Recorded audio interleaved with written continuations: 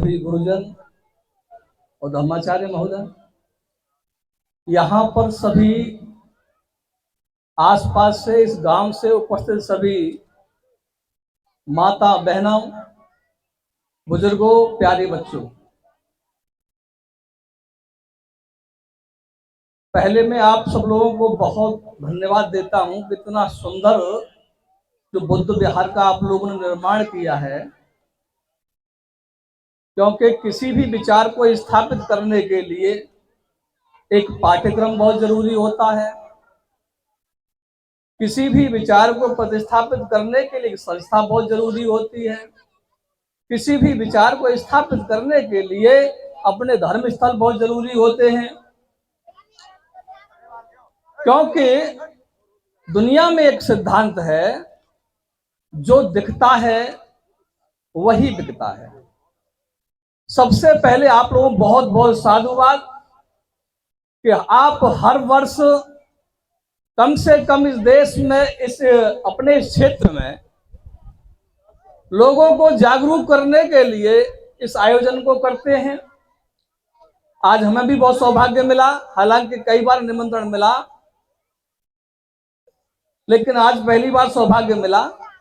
मैं अपनी बात, केवल बंते जी ने कहा है, गुरुजन ने कहा है कि आप जो है अपनी बात जो है कम समय में पूरी करें, तो मैं कुछ बातें आप लोगों से कहना चाहूंगा कि किसी भी समाज को आगे बढ़ने के लिए महिलाओं का शिक्षित होना बहुत जरूरी है। और आज का जो कार्यक्रम है, इस बात के लिए मैं बहुत तहे दिल से शुक्रगुजार हूं कि आज इस बेटियों ने शिक्षा के माध्यम से उतनी उपस्थिति लड़कों की नहीं रही है जितनी बेटियों की रही है। और मैं चाहता हूं कि हमारा समाज ऐसे ही बोलने वाला बने, क्योंकि जो समाज मूक हो जाता है उसके अधिकार बहुत जल्दी छीन लिए जाते हैं। नहीं, भीड़ में भी संख्या महिलाओं की ज्यादा है जी। लेकिन एक बात और ध्यान रखनी होगी, उसके लिए हमारे पुरुष ही जिम्मेदार हैं बेसिकली रूप से, क्योंकि आज भी हमारा समाज दोहरी जिंदगी जी रहा है।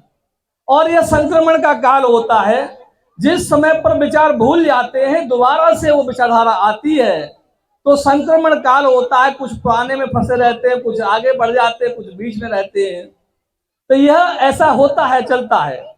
लेकिन धीमे धीमे यदि आप जैसे महानुभावों के इसी प्रकार से धम्म चक्र चलता रहा तो आने वाले वक्त में निश्चित रूप से इस देश में बौद्धों की सत्ता कायम होगी, ये हमारा अटूट विश्वास है।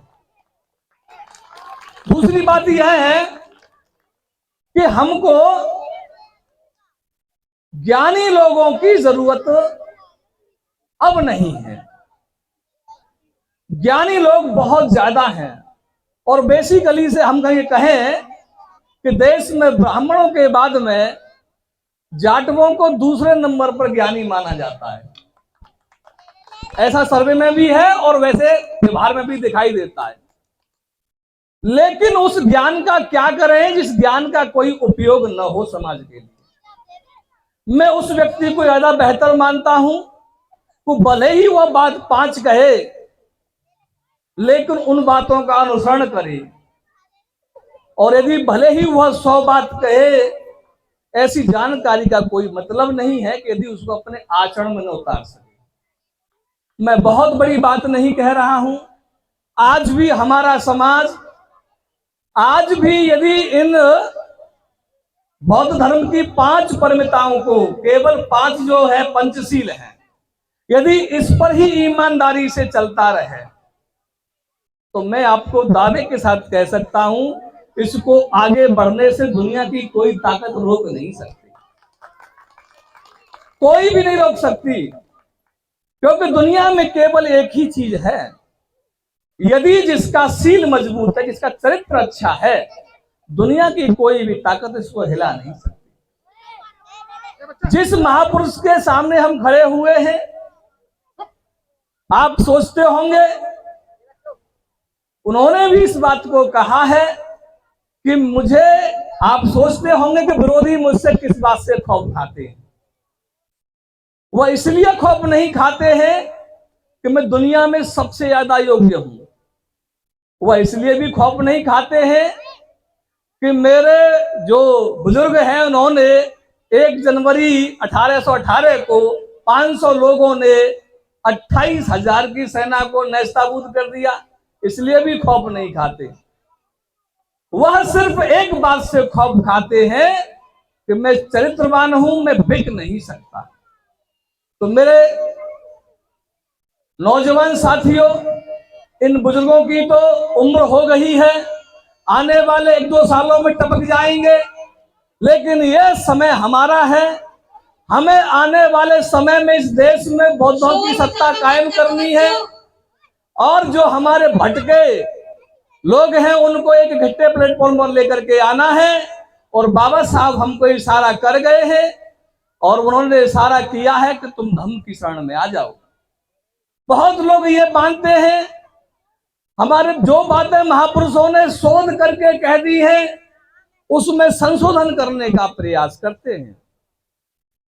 तो आपको बता दूं, मैं बाबा साहब के बारे में जो महानता का जो बात है आप अपने शब्दों में परोते होंगे।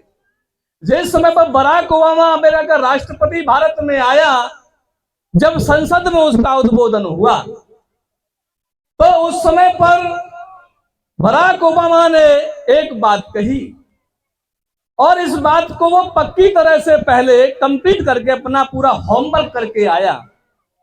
और आपको ताज्जुब होगा, अभी हमारे पूर्व में साथी जो हैं, कोलंबिया यूनिवर्सिटी का 300 साल का इतिहास उन लोगों ने पहले खंगाला, और उन 300 साल के इतिहास में यह पूछा गया कि इस 300 सालों में जो यहां से पढ़ करके गए हैं उन लोगों का अपने देश में, दुनिया में क्या महत्व है, उनके विचारों का, जिससे बड़े पैमाने पर परिवर्तन हुआ है, जिन्होंने मानवता का कल्याण किया है, जिन्होंने देश और दुनिया को बदलने में मदद की है। ऐसे कौन से लोग हैं, उनको छांट करके लेकर के आओ। तो आप समझ सकते हो 3 शताब्दी का समय बहुत लंबा समय होता है। तो वहां के प्रोफेसर, वहां के एकेडमिशियन, दुनिया के जाने माने विद्वान लोगों की कमेटी ने 300 साल के इतिहास को खंगाला, और उसमें उन्होंने कहा कि 100 लोगों की लिस्ट बनाइए जिन्होंने देश और दुनिया को बदलने में बहुत बड़ी मदद की हो। तो जब उन्होंने उस लिस्ट को बनाने के लिए बैठे, तो तब आपको ताज्जुब होगा कि उसमें से जो 100 लोगों की लिस्ट निकली, उसमें पहले नंबर पर जो जिनके बारे में हम चर्चा दिनों रात करते हैं, वो डॉक्टर B.R. अम्बेडकर, दुनिया के महानतम उन 100 लोगों में गिनती की गई। इसके बाद जो वो राष्ट्रपति हमारे देश में आता है, बराक ओबामा, तो भारत की संसद में इस बात को कहता है कि हमें ये नहीं पता कि आप बाबा साहब को किस रूप में याद करते हैं, लेकिन मैं आपको बताना चाहता हूं, यदि मेरे वो देश में पैदा होते तो मैं उन्हें सूर्य कहता। आप मुझे बता दीजिए, सूर्य से भी बड़ी ताकत किस लोगों के पास है संसार में। सूर्य दुनिया को रोशनी देने वाला, दुनिया को ऊर्जा देने वाला है। जो व्यक्ति सूर्य से उस लोगों की तुलना कर रहा है, उस महापुरुष की, उसकी बात को न मानना हमारी नालायकी है कि नहीं है। इसलिए सब लोगों को इस बात को ध्यान रखना चाहिए कि बाबा साहब की एक जो कथन है वो अक्षरशः सत्य है, उस पर किसी को किंतु परंतु नहीं करना चाहिए। इसलिए जिन लोगों ने मेहनत की है, शोध कर लिया है, PhD कर ली है जिस मैटर में हमारी समस्याओं को दूर करने के लिए, उस पर हमें ज्यादा चिंतन मनन करने की आवश्यकता नहीं है।